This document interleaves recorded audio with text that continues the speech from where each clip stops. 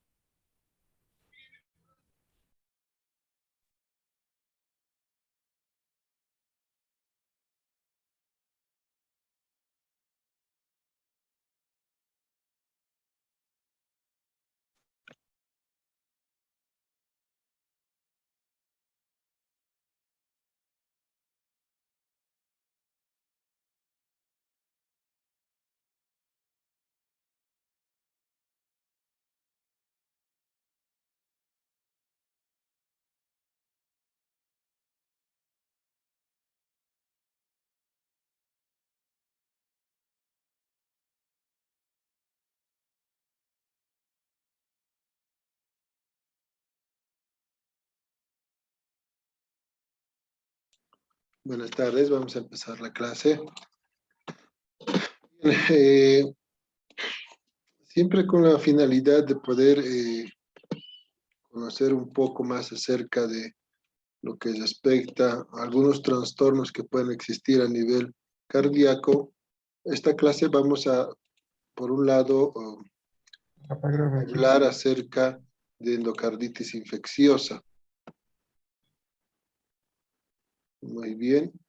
Bien, entonces, partamos desde el siguiente punto, mencionar que así como el corazón tiene esas tres capas importantes que son el endocardio, el miocardio y el pericardio, estas capas en algún momento pueden tener algún proceso inflamatorio infeccioso, producto de diferentes causantes. Por un lado, como ser la presencia de una bacteria que puede colonizar, desde luego, y reproducirse y desencadenar un proceso infeccioso como tal. Es obvio que muchos pacientes pueden llegar a esta alteración posterior a tal vez tener alguna alteración dentro de la estructura cardíaca.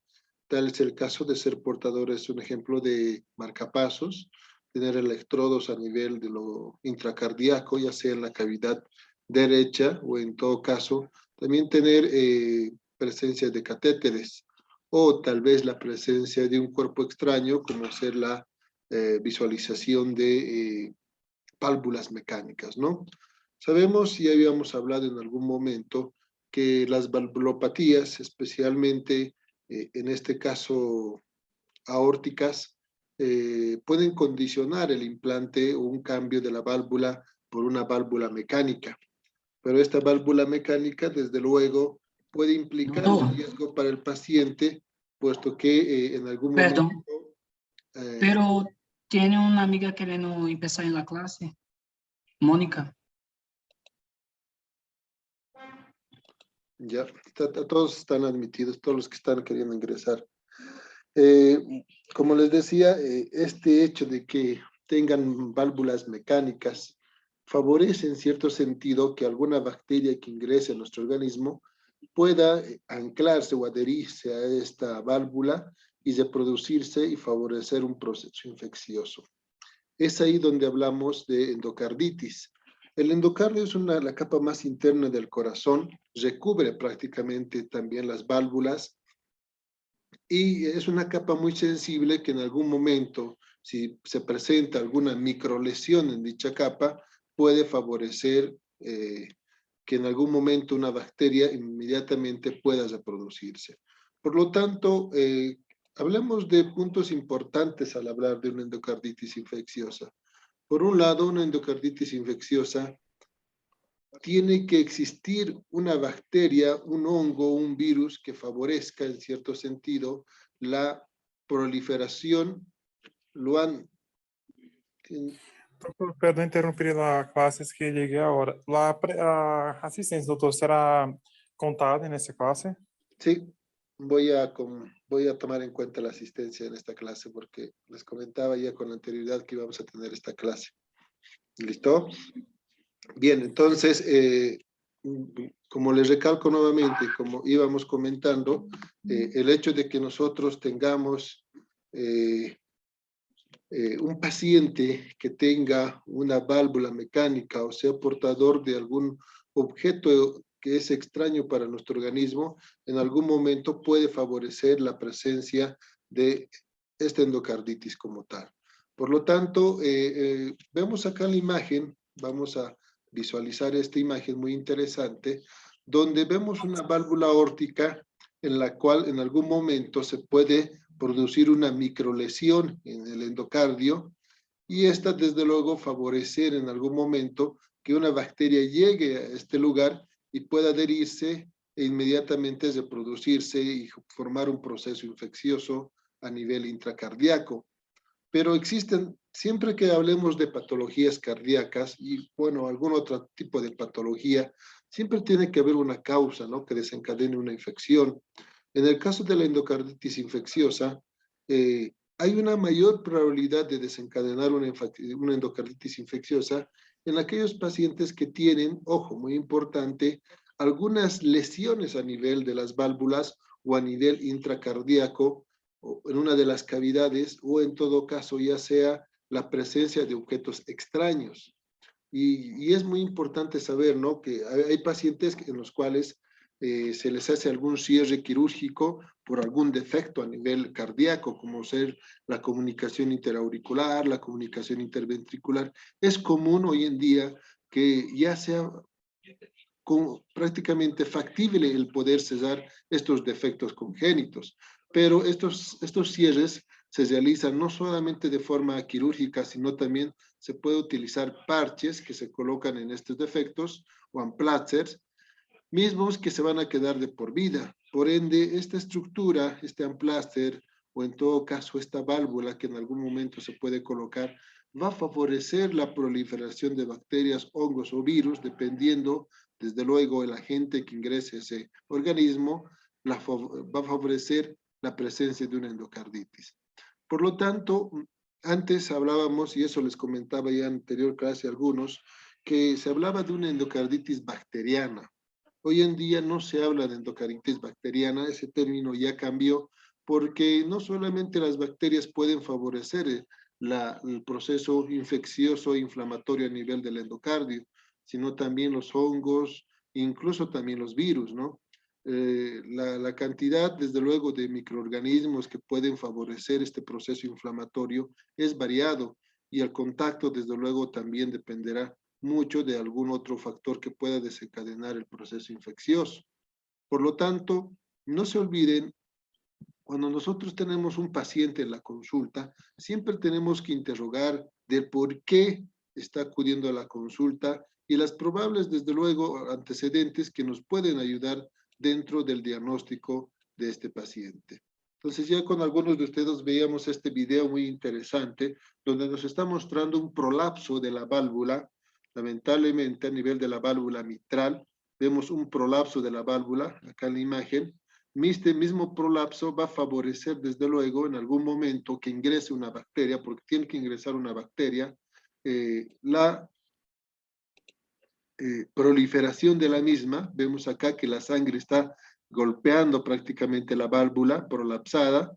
Inmediatamente al golpear va a producir microlesiones y ahí se va a adherir desde luego la bacteria y vemos que se va reproduciendo y la bacteria va a salir del corazón a todo nuestro organismo y prácticamente puede producir un proceso inflamatorio e infeccioso sistémico, ¿no? Por lo tanto, no solamente el corazón estará afectado, sino también se afectan muchos órganos. Y es ahí donde vemos algunos signos y síntomas propios de lo que es una endocarditis infecciosa. Pero no se olviden, siempre tienen que recordar lo siguiente. En cardiología, un ejemplo, nosotros manejamos criterios diagnósticos. En algún momento han debido hablar de los criterios de Framingham. Los criterios de Framingham son criterios que nos ayudan en el diagnóstico de la insuficiencia cardíaca, ¿no? Tenemos criterios mayores, menores. ¿Qué nos dice Framingham? Framingham nos dice 2 criterios mayores, tenemos el diagnóstico. 2 criterios menores más uno mayor, tenemos el diagnóstico. Y al hablar de la endocarditis infecciosa, igual tenemos criterios. Acá hablamos de los criterios de Duke. Los criterios de Duke igual nos ayudan dentro del diagnóstico, Y ustedes tienen que tener en cuenta estos puntos para poder hacer un diagnóstico preciso.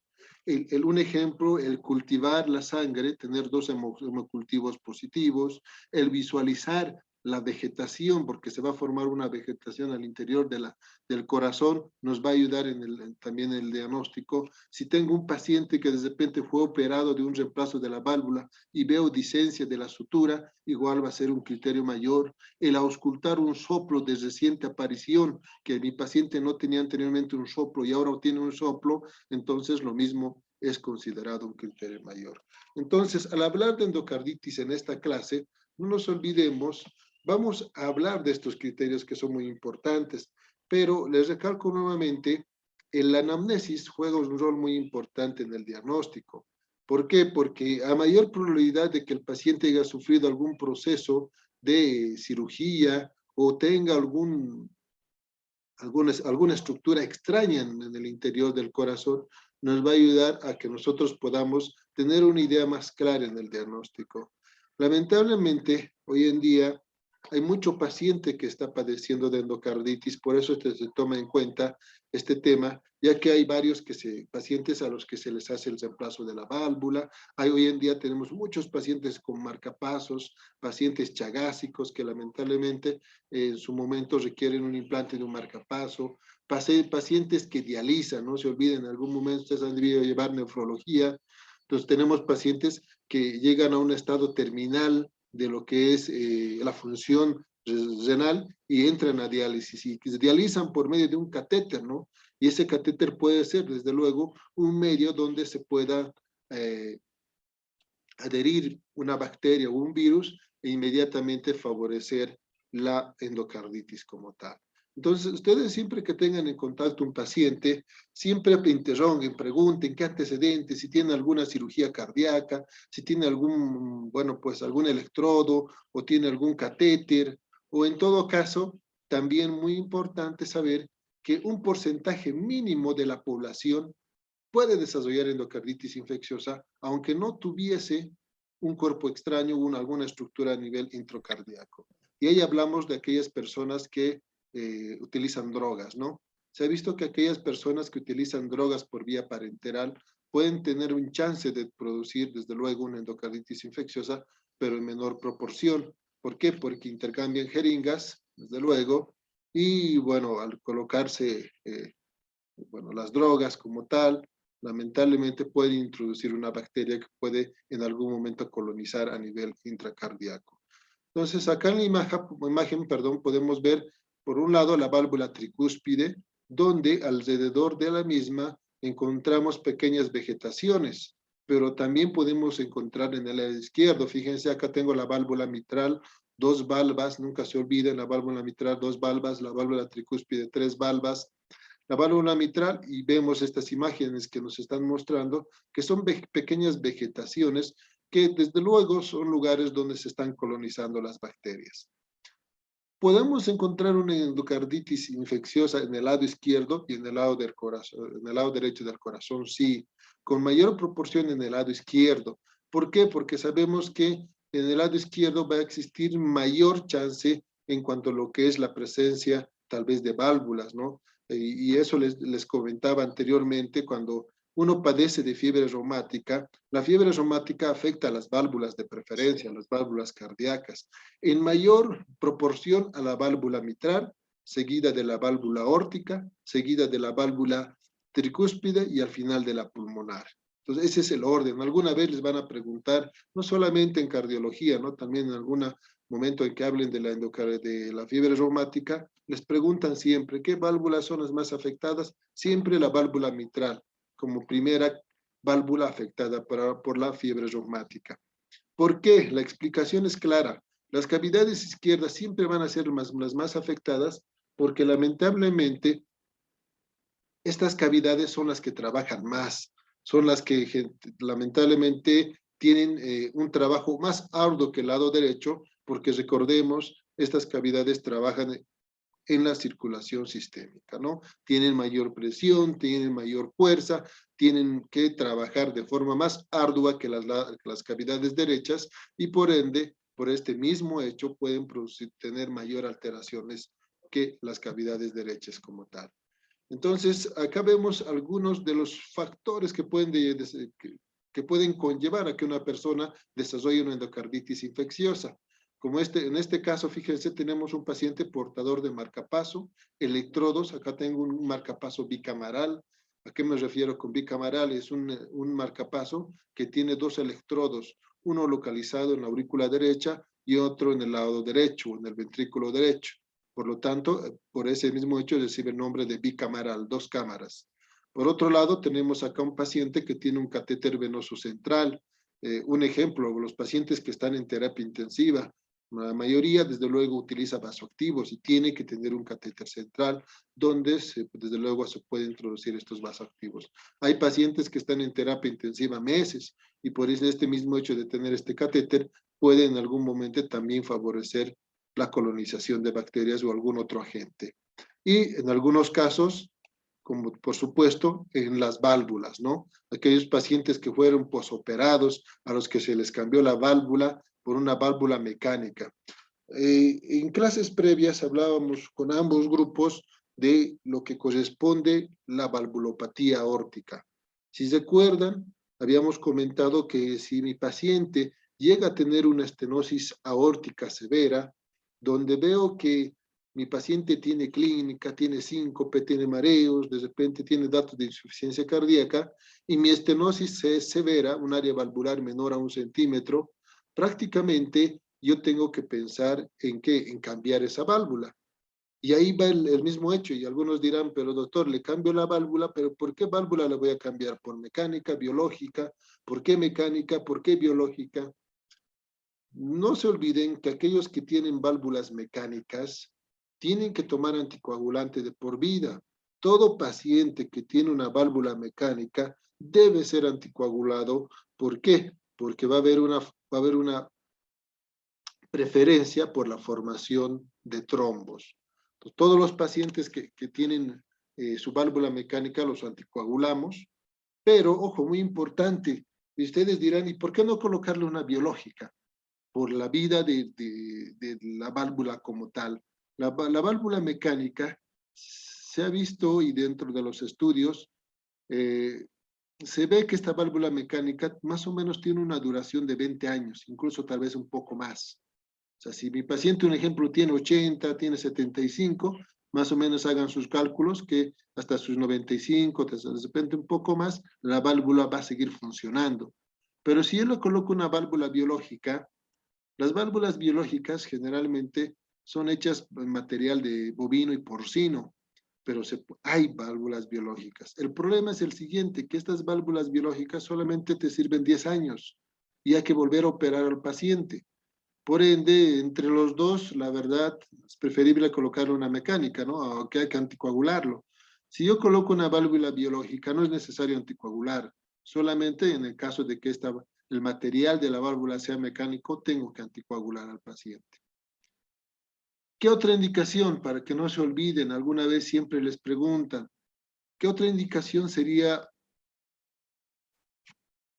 de implante de marcapaso de válvula biológica en las mujeres? Si yo tengo una mujer en edad fértil, un ejemplo, no le puedo colocar una válvula mecánica. ¿Por qué?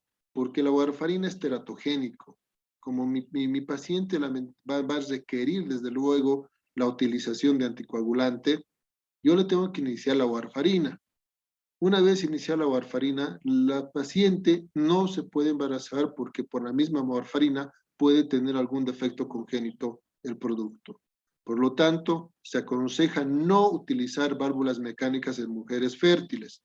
Ahora, si mi paciente me dice, doctor, no me voy a embarazar más o no quiero embarazarme, bueno, pues bajo la explicación se le puede colocar una válvula mecánica. Pero si el paciente quiere, desde luego, en algún momento embarazarse, pueden optar por colocar una válvula biológica.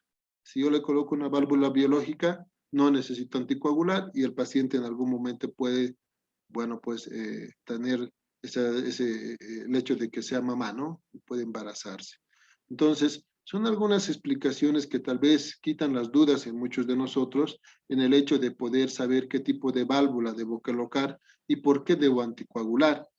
Ahora, muy importante saber, ¿no? Tal vez algunos de ustedes dicen, pero doctor, Si tiene una válvula mecánica y la warfarina es teratogénico, ¿por qué no le doy un nuevo anticoagulante? De repente el Zivaroxaban, de repente el Apixaban, que son anticoagulantes nuevos y que no tienen ese efecto tan teratogénico como la warfarina. El problema es que si yo tengo un paciente con válvula mecánica, no puedo darle un nuevo anticoagulante oral porque no tiene ese efecto tan potente como la warfarina. Por lo tanto, todo paciente que tenga una válvula mecánica y que necesite ser anticoagulado, el único anticoagulante, la warfarina. El único anticoagulante oral aceptado es la warfarina. Ahora, si tengo un paciente con fibrilación, que ya habíamos visto en clases previas, bueno, pues puede usar cualquier anticoagulante. Solamente por fibrilación puede usar el Zivaroxaban, puede usar la warfarina, puede usar el Apixaban. En lo que ustedes gusten, no hay ninguna preferencia por este tipo de anticoagulantes en el caso de ser una FA. Si tienen alguna pregunta, me las hacen por favor para poder aclarar si existiese alguna interrogante por parte de alguno de ustedes. Bien, entonces entramos a una clasificación. Las endocarditis se clasifican, uno, según, por un lado, si la endocarditis se produce en una válvula nativa, si la endocarditis se produce en una válvula mecánica, si la endocarditis se produce dentro de lo que es la cirugía al año o posteriormente al año, si la endocarditis se produce en el lado derecho o en el lado izquierdo. Entonces, la clasificación de la endocarditis es variada, ¿no?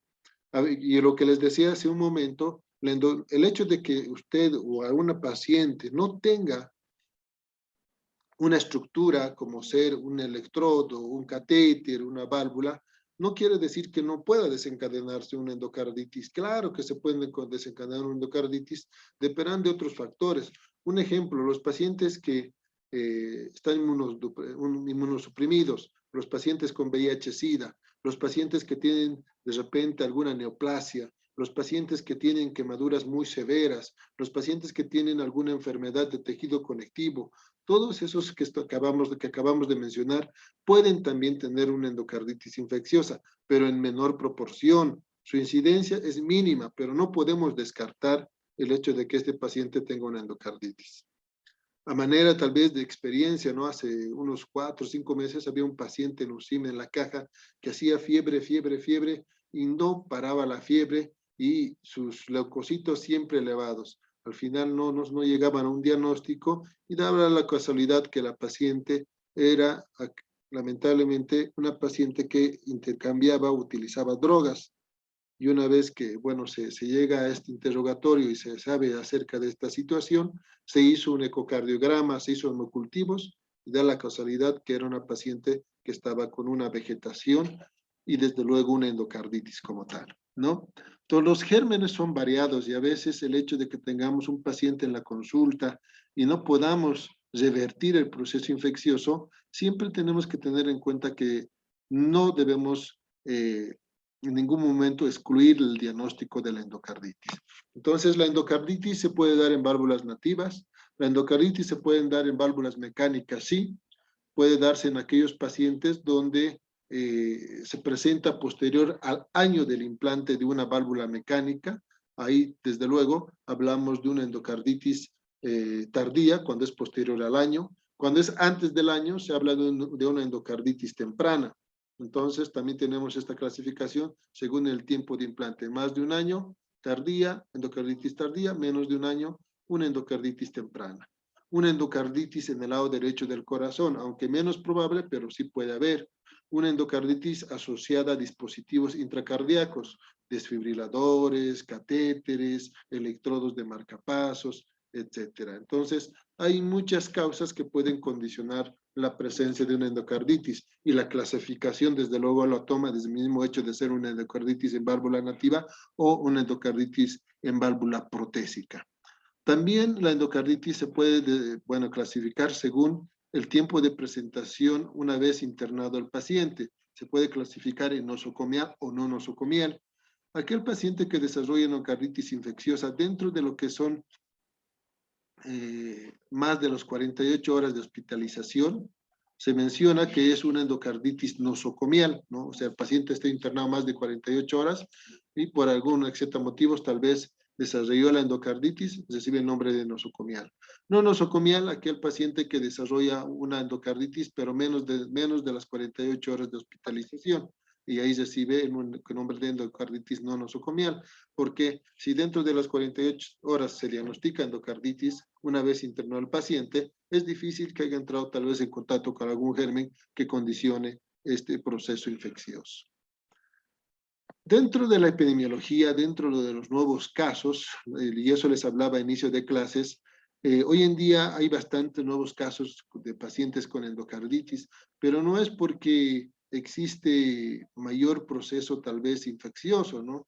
Es que tenemos mayor cantidad de pacientes que están siendo operados, mayor cantidad de pacientes que tienen tal vez prótesis mecánicas, mayor cantidad de pacientes que tienen electrodos a nivel intracardíaco, y que esto puede favorecer siempre la formación de una vegetación y posterior proliferación de las bacterias, hongos o virus, dependiendo del germen. Por eso es que ustedes como médicos, en su momento, siempre que tengan un paciente en la consulta, de repente viene mi paciente y me dice, doctor, tengo una válvula mecánica, mañana me voy a hacer un procedimiento. Entonces, siempre tienen que aconsejar que se haga una profilaxis con antibióticos. Se ha visto que aquellos pacientes que acuden al odontólogo por algún proceso en cuanto a lo que es limpieza o tal vez alguna extracción, alguna exodoncia o algún tratamiento de conducto, se ha visto que estos pacientes tienen mayor tendencia a desencadenar endocarditis. ¿Por qué? Porque el odontólogo manipula la boca y en algún momento, desde luego, favorece que alguna bacteria pueda llegar al torrente sanguíneo por la manipulación bucal y en algún momento llegar al corazón e inmediatamente producirse y producir un proceso infeccioso a nivel de endocardio. Por eso es que no se olviden, todo paciente que vean en la consulta y que vaya al odontólogo y que tenga desde luego este material protésico, siempre sugerir al odontólogo profilaxis para endocarditis infecciosa. O es más, ¿no? Hoy en día, si algún paciente va a ser intervenido quirúrgicamente, siempre que sea portador de alguna válvula mecánica o algún electrodo a nivel intracardíaco, sugerir que hagan una profilaxis muy buena contra lo que es una endocarditis, ¿no? Entonces, el odontólogo tendrá que inmediatamente al proceso de limpieza o no sé, al proceso que realiza a nivel de la cavidad bucal, posterior a eso, iniciar un antibiótico de forma profiláctica para evitar a la larga una endocarditis como tal. Pero no solamente estos tipos de pacientes pueden desarrollar por este hecho de que se hagan alguna limpieza o algún procedimiento a nivel bucal. Se ha visto que aquellos pacientes los cuales se les realiza una endoscopía, una broncoscopía, o en todo caso, en aquellos pacientes que tal vez se les coloca una sonda, ¿verdad? Una sonda Foley, especialmente en pacientes varones que sufren a la larga de un problema prostático, también estos pueden desarrollar un proceso infeccioso. Por lo tanto, siempre tenemos que sugerir profilaxis con antibióticos en aquellos pacientes que sean o tengan una tendencia a desarrollar una endocarditis a la larga. Y ojo, muy importante, hablamos de también aquellos pacientes que pueden tener prolapsos. Hoy en día se ha visto que la mayoría de los pacientes que padecen de alguna patología a nivel cardíaca puede existir una tendencia al prolapso de la válvula mitral y esto desde luego condicionará que sufra de una endocarditis infecciosa. Por lo tanto, siempre con la finalidad de evitar un proceso infeccioso, nosotros debemos iniciar una profilaxis con antibióticos para evitar estos problemas. En los niños también, ojo, muy importante, en los niños también puede llevarse a cabo una endocarditis infecciosa, especialmente aquellos que se hayan sido operados de algún defecto congénito. Acá en las imágenes podemos ver, por un lado, el colocar un amplatzer, ¿no? Tenemos una comunicación interauricular. Una comunicación interauricular es nada más que la presencia de un orificio entre la cavidad auricular izquierda y la cavidad auricular derecha. Un defecto donde no se produce un cierre del tabique interauricular y por ende debe ser cerrado de forma quirúrgica. Pero actualmente, bueno, hemos avanzado bastante en cardiología y se hace el cierre por vía transcutánea, ¿no? ¿A qué me refiero? Introducimos un catéter por vía femoral y por ese catéter podemos introducir estos parches o amplasters para poder, desde luego, favorecer y cesar el cierre de esta comunicación interauricular sin necesidad de hacer una cirugía abierta. Entonces es un proceso súper fácil, fíjense cómo se llega a la parte del tabique interauricular, se permite desde luego el anclaje de este ampláter, se suelta del catéter y se deja listo el parche dentro de lo que es este orificio, favoreciendo por fin el cierre de esta estructura anómalo como ser la comunicación interauricular. Por lo tanto, en estos pacientes, en estos niños especialmente, que se les cierre este defecto congénito, tienen también una probabilidad elevada de sufrir una endocarditis. Por lo tanto, siempre traten, les recalco nuevamente, de hacer un buen interrogatorio y siempre descartar una endocarditis en aquellos pacientes que hayan sido sometidos o que tengan algún defecto congénito a nivel cardíaco. Pero no solamente son aquellos pacientes que tienen o son operados, son también aquellos pacientes o pueden desencadenar una endocarditis, aquellos pacientes jóvenes y que tengan un defecto congénito sin haber sido resuelto este defecto. A manera de experiencia, un ejemplo, hace unos 2-3 meses igual teníamos un niño que tenía una comunicación interventricular y que no se cerró en su momento y que desde luego favoreció a la presencia de vegetaciones a nivel intracardíaco y el diagnóstico de endocarditis como tal. Recordemos que cuando hay un defecto congénito, la sangre circula de forma turbulenta, muy agresiva, pasa de una cavidad a otra, y la sangre, desde luego, al tener esta turbulencia, puede producir microlesiones a nivel del endocardio, y en algún momento favorecer la proliferación de bacterias, hongos o virus, dependiendo, desde luego, qué germen esté en ese organismo, e inmediatamente desencadenar la endocarditis como tal. Por lo tanto, se ha visto que en los niños también puede presentarse la endocarditis infecciosa, pero más que todo en esta población que tal vez ya está en contacto, ¿no?, con de repente sus semejantes. ¿A qué me refiero? Aquellos niños de 1, 2, 3 años, generalmente son niños que están siempre en la casa, no están en contacto tal vez con otros muchachos, no están en contacto con otros gérmenes que desde luego los puede adquirir por el hecho de interactuar con otros niños, pero ya en esa edad o en esa niñez donde ya los niños van a la escuela, ya interactúan con otros niños, pueden en algún momento adquirir un germen de alguno de ellos y desde luego esto favorecer la proliferación a nivel intracardíaco cuando ingresa una bacteria, inmediatamente desencadenarse la endocarditis. Por lo tanto, no solamente aquellas personas mayores en los que se les realiza la cirugía o el reemplazo de la válvula, o en todo caso en aquellos que presentan una alteración o pueden desencadenar endocarditis. Estamos viendo que los niños también pueden desarrollar una endocarditis, especialmente en la edad de 6 a 10 años. Acá vemos una pequeña tablita donde nos está mostrando la incidencia de casos de acuerdo a edad. Es un estudio que se ha realizado para poder visualizar cuál era la población en los niños la más afectada, y vemos que son aquellos de 6 a 10 años, ¿no? De 6 a 10 años, el 28% de esta población se ha visto que ha desencadenado una endocarditis infecciosa que desde luego, ante todo, tenía un defecto congénito, y por ende, se relaciona más que todo con aquellos niños que ya están en una edad donde se relacionan con sus semejantes y que de estos pueden adquirir alguna bacteria que condicione este proceso infeccioso.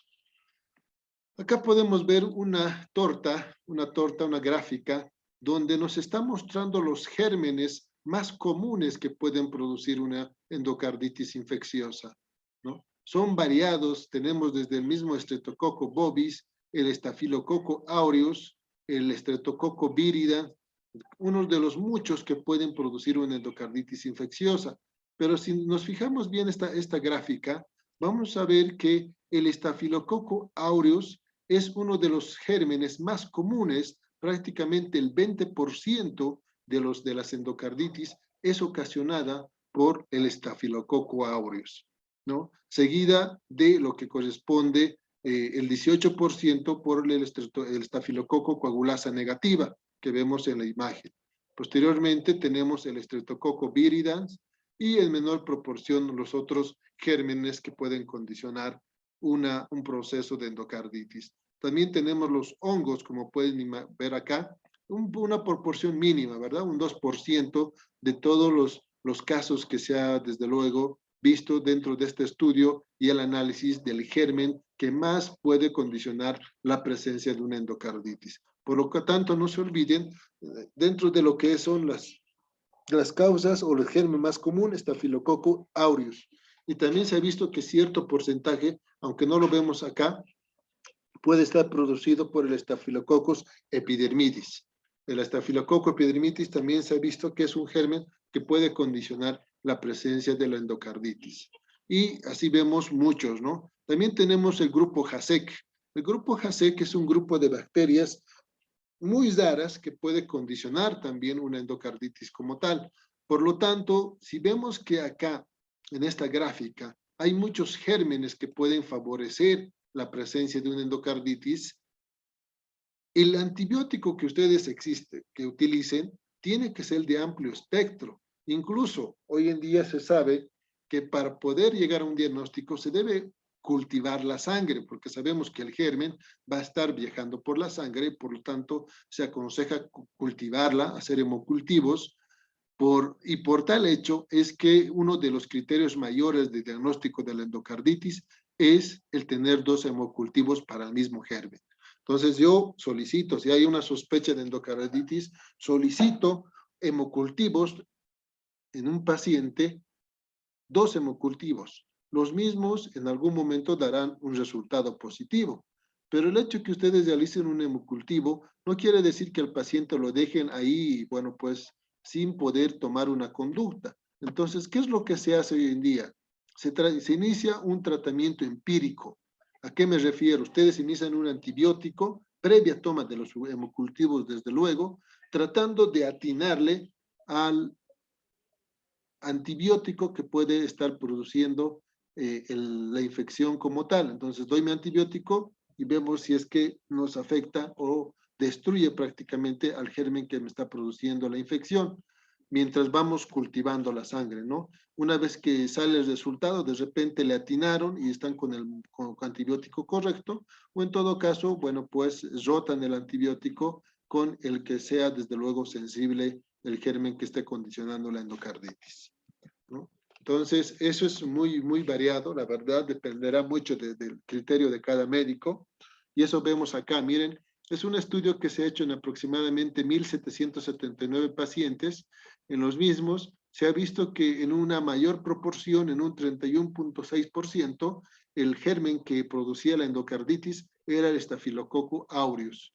Posteriormente, seguida de otros gérmenes, como ser el Streptococcus viridans, con el segundo lugar, con 18%, y un 10% casi similar, el Staphylococcus agulosa negativa, como también el enterococo, ¿no? Entonces, vemos que si bien el estafilococo es el más dominante, es el más común en producir una endocarditis, también existen otros gérmenes de diferente, desde luego,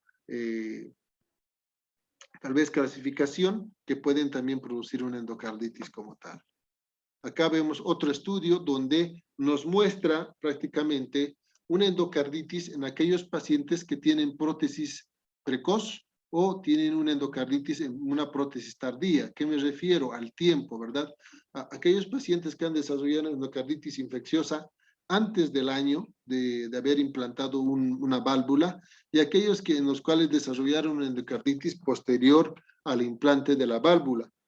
Entonces, vemos acá una imagen que nos está mostrando cuál es el germen más común de acuerdo a el implante de la válvula. Acá podemos visualizar que el Staphylococcus epidermidis es uno de los gérmenes que más